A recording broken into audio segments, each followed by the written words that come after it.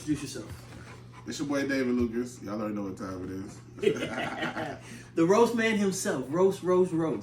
And all right, so we're going to ask you some questions. You're a big guy. So is that one reason why you got a big dog? I like big dogs because they kind of serve the same purpose I serve. Like, to look at me or to look at a big dog, it's intimidating. But on the inside, we're soft and loyal. Yes. You know what I mean? So that's what, like, big dogs. And I mean, how do I look? You know what I'm saying? 300-pound man with a Shih Tzu. A 30-pound pit bull. Right. Have you always had Corsos or? This is my first Corso. I've had Rottweilers. I had a bully. And I had a Belgian Malinois for 6 months. You had a Mal?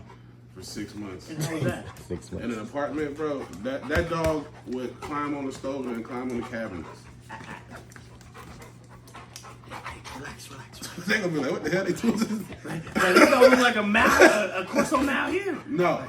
She just had a bath. The weather's getting good, and that's why she's acting all spontaneous. And she just meeting. This is the first time you've seen her in what, 2 months? 2 months, yeah. So the grand reunion is always very exciting. Yeah. So do you think you would always have a Corso?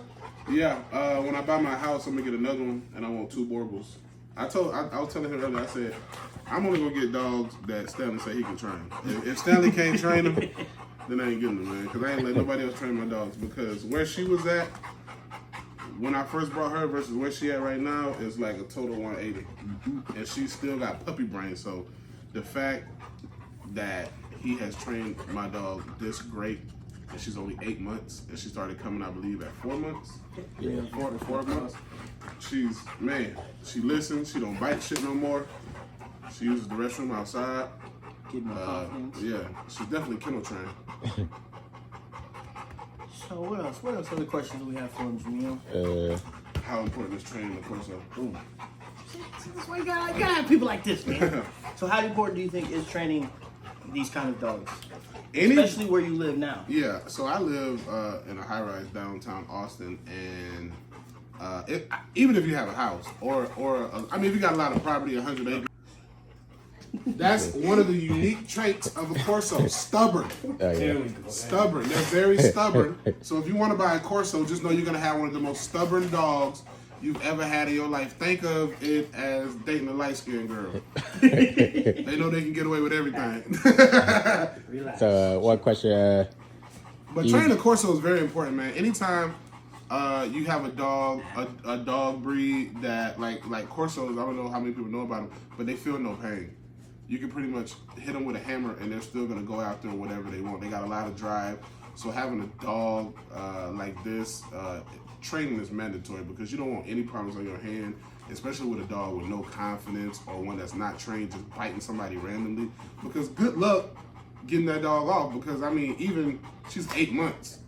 And when me and her play tug of war, I'm like, man, I can't even take the rope from her no more. So it's like, yeah. And they were, originally boar hunting dogs. So Right. They're supposed to go and hunt hogs. Yeah. And if a hog cuts them and challenges them, they're supposed to keep going. They're like a big old pit bull, basically. Yeah. A little nicer. I like him. My bully was mean. Yeah. PJ. Yeah. Well, you got an XL? Yeah, he was mean. Mean and lazy. Mean and lazy. Yeah, this dog. A lot of energy. Yeah. And she's actually more of an energetic Corso than I've worked with originally. That's why it took me so long, man. When you buy any type of Cane Corso, Borgles, any of those mastiff breeds, especially Presa Canarios, do your research. Visit the kennel or wherever you're gonna get the dog. I had to see the mom and the dad. I need to see the temperament of both. I stayed there for like 3 hours just, talking to the guy, and I want to just see, like, all right, make sure these dogs don't just act good for 30 minutes. I want to see how they act, period. So it took me like 3.5 years to actually find a breeder that I trusted, and he and all his dogs got longevity. Yep. I mean, she's been around my kids. I took her up to the Rough Resort today, a spa where we go up, and I let her in there. The lady walked up. She likes Corso. She ran up to her, petted her. She jumped in the pool. She didn't want to jump in the bath. She was acting weird, but it was the first time she's seen that situation. But she was fine after that. The blow dryer was interesting. She wasn't too much of a fan of that, But she likes gunshots. yeah, I mean, she just loves them. She's like, oh, this is another day in the life. What are your ultimate end goals for her? So the ultimate end goal for her, because I travel a lot, is to have like a service dog that also knows a little bit of personal protection. But for me, I'd rather have an overall great dog than more of a security dog, you know? So overall great dog that's gonna chill like this at the airport, chill like this wherever we go, is a personable dog. I don't want nobody just reaching out to touch them, but if they happen to, she won't just bite their hand off. Yep. So things like that are important for me. Like just having a well-rounded dog that can sit, stay down, out, you know, stuff like that, because those type of trainer responses is what I'm looking for, because you never know when your dog can break loose from the leash and you need to tell her to stay immediately, or she ate something that you don't want her to eat and it's like out right now, or this cost me $2,500 to get you know, so stomach surgery, right? So those are important. And also what's important about these big breed dogs that I learned once I got her is like how you can't feed them and let them drink a lot of water after they work out, because their stomachs will flip. So it's having a Corso is definitely like having a kid. So you got to be prepared for a full responsibility. And from the time you get them, you shouldn't get them before 9 weeks. So from 9 weeks, I think I kennel trained her in a week. And then like a month or two later, I found Stanley and I was like, bro, you got to train my Corso. Yeah, he brought her out. I was like, can I just leave her right now? All right, let's make it work. So another thing, how important is it to allow these dogs to actually grow up before you expect so much out of them?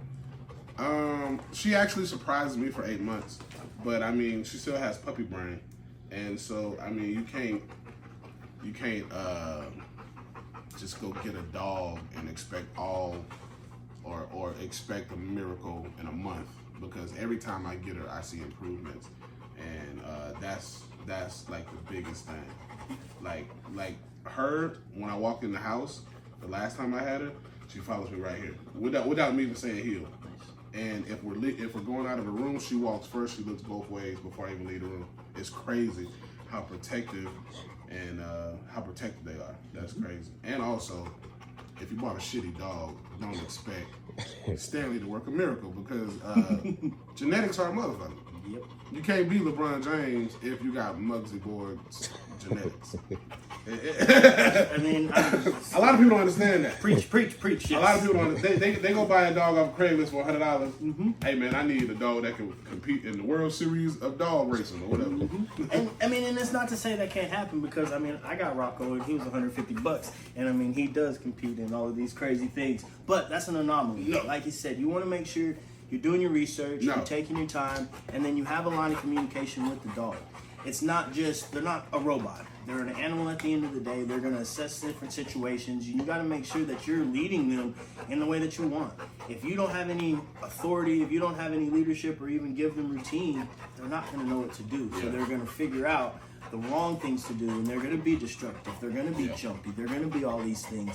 And like you said, she's still a baby. As big as this dog is, she's bigger than all of my dogs right now. And I have a 9-year-old dog, and she's the youngest of the bunch. But she's a puppy. And you can't expect her to not do these kind of things like that. And this is how dogs communicate, especially the Mastiffs. This is called mouthing. She's not biting me. She's just saying, hey, I like you. I like you. And if you don't like those things, you tell her, no. And a lot of spit. They have a lot of, when she shakes her head, when she greets you, there's gonna be a lot of spit, so be prepared for that. And she only sheds like once or twice a year, so that's not really a big issue.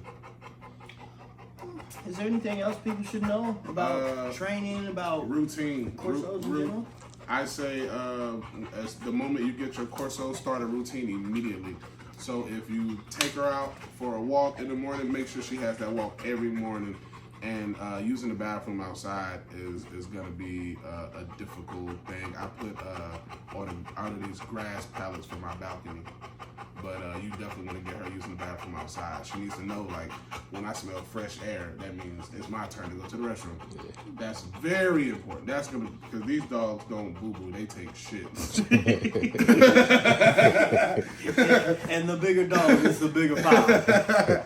Yeah, so you definitely want to establish some type of routine, man. And it's like a kid. You want to have them on a routine. So walk, food, water, chill, walk. Show your dog how to be a part of your lifestyle, people. That's the most important thing. And don't buy a dog. Most importantly, do not buy a dog if you're going to have them, especially this dog. Do not buy one of these dogs if you're going to have them kenneled all day. Because the response that they will give you once they're out of the kennel, you will not like it. They're going to tear shit up. Just be prepared for a lot of shoes, a lot of crazy shit to get chewed up if you think you're about to kennel your dog all day. Yep. And one last thing. When you're working with these dogs, make sure you work with them. They're not going to work for you. So if you get mad at them, get frustrated, they'll flip you a bird and be like, what you going to do about it? Because especially when she's going to be full grown, how big were her parents? Her mom's 120, her dad's 160. It's going to be a big old dog. That's the dad is bigger than I am. I mean, you lost 100 and some pounds, right?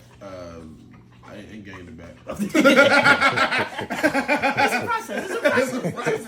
But now I'm losing it again. Yeah. So, but yeah, people, man, make sure you give them routine. Make sure you give them clear structure. Dogs like boundaries, believe it or not.